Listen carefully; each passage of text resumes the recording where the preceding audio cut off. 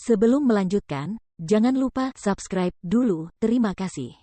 Bab 36, Kota Kerajaan Luotong. Bagian depan peta harta karun itu sebenarnya berupa gambar seekor monyet. Saat Huang Xiaolong merenungkan arti penting gambar di peta, monyet ungu kecil itu berlari ke arahnya dan tampak sangat gembira saat melihat peta itu. Melihat reaksi monyet kecil itu, Xiaolong menjadi semakin bingung. Mungkinkah peta harta karun ini ada hubungannya dengan monyet ungu kecil? Tiba-tiba, Xiaolong mendengar jeritan kesakitan, menoleh ke arah sumber jeritan. Dia melihat Fei Hao dalam wujud roh bela diri sungai perak melayangkan pukulan kuat ke dada Chen Feng, menyebabkannya roboh. Beberapa saat kemudian, sebilah pedang panjang melesat keluar dari sungai berwarna perak dan langsung menusuk tenggorokan Chen Feng. Chen Feng menunduk dan melihat pedang panjang telah menembus tenggorokannya, dengan darah merah menetes ke tanah. Dia mendongak, hanya melihat Fei Hao memegang ujung pedang lainnya. Mulutnya terbuka dan tertutup beberapa kali, dan tiba-tiba dia berlari ke arah Fei Hao. Namun, setelah 2 langkah tubuhnya jatuh dan dia jatuh ke tanah. Fei Hao melirik dingin ke arah tubuh Chen Feng sebelum berjalan menuju Huang Xiaolong. Ekspresinya menjadi aneh ketika dia melihat apa yang disebut peta harta karun, dan dia berkata dengan nada muram, "Yang mulia, peta harta karun ini ditinggalkan oleh seorang pembudidaya binatang iblis yang kuat." Seorang kultivator binatang iblis. Huang Xiaolong terkejut. "Ya, Yang mulia." Kata-kata di sisi lain peta harta karun itu ditulis dalam bahasa binatang buas. Kata Fei Hao sambil menunjuk ke bagian belakang peta. Mendengar itu, Huang Xiaolong membalik peta dan melihat bahwa di sisi lain peta itu ada gunung aneh yang menyerupai gajah. Dan di bagian bawahnya ada beberapa garis pola yang tidak biasa yang tampaknya adalah bahasa binatang yang dibicarakan Fei Hao. Tiba-tiba, monyet kecil itu menunjuk tulisan-tulisan itu dan memberi isyarat kepada Huang Xiaolong. "Anak kecil, apakah kamu mengatakan bahwa kamu mengerti apa yang tertulis di sini?" Tanya Huang Xiaolong. "Ho ho ho." Monyet ungu kecil itu mengangguk, lalu menggelengkan kepalanya. Huang Xiaolong terus bertanya kepada monyet kecil itu untuk beberapa saat, tetapi pada akhirnya, dia tetap tidak mendapatkan apapun. Tak berdaya, dia memasukkan peta itu ke dalam cincinnya. Meskipun saat ini dia tidak tahu lokasi gunung aneh seperti gajah itu, dia juga belum bisa menguraikan tulisannya. Dia yakin bahwa peta harta karun itu terkait dengan monyet pemakan roh ungu kecil yang bepergian bersamanya.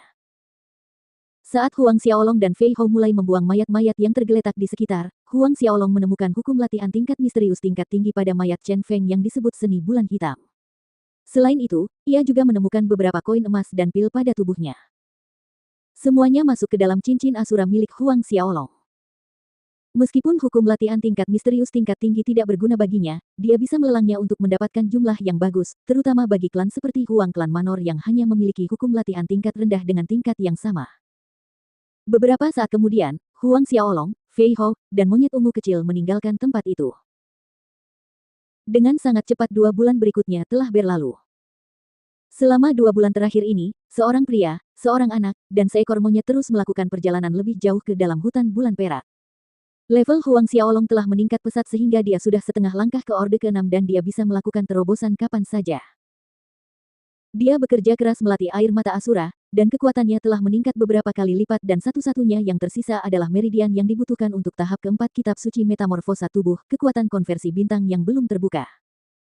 Mencapai level yang lebih tinggi dari kitab metamorfosa tubuh semakin sulit di setiap tahap hingga mencapai tahap 12.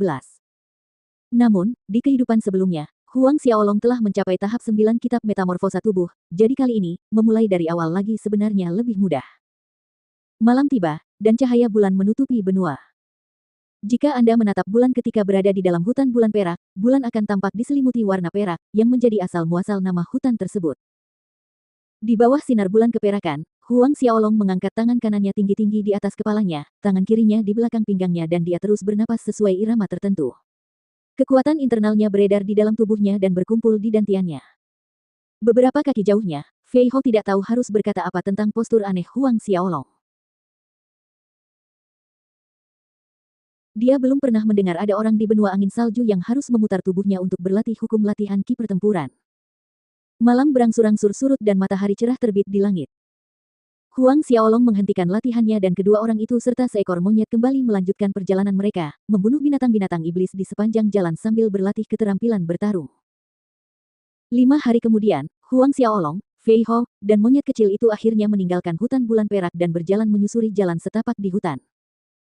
Setelah menghabiskan 4 bulan berlatih di hutan Silvermoon, Huang Xiaolong memutuskan untuk menuju kota terdekat untuk mencari suasana baru. Mengikuti jalan setapak hutan menuruni bukit selama beberapa jam, mereka akhirnya melihat sebuah kota besar.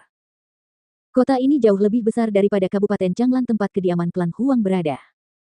Dilihat dari jauh, tembok kotanya setinggi sekitar 30 meter dengan pintu masuk yang menjulang tinggi dan ada parit air berwarna abu-abu di depan tembok kota. Dengan kota besar di depannya, Huang Xiaolong gembira dan mempercepat langkahnya.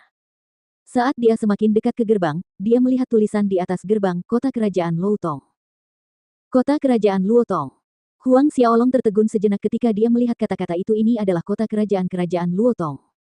Dia benar-benar telah mencapai kota kerajaan. Yang mulia. Huang Xiaolong tersadar ketika Fei Hong memanggilnya.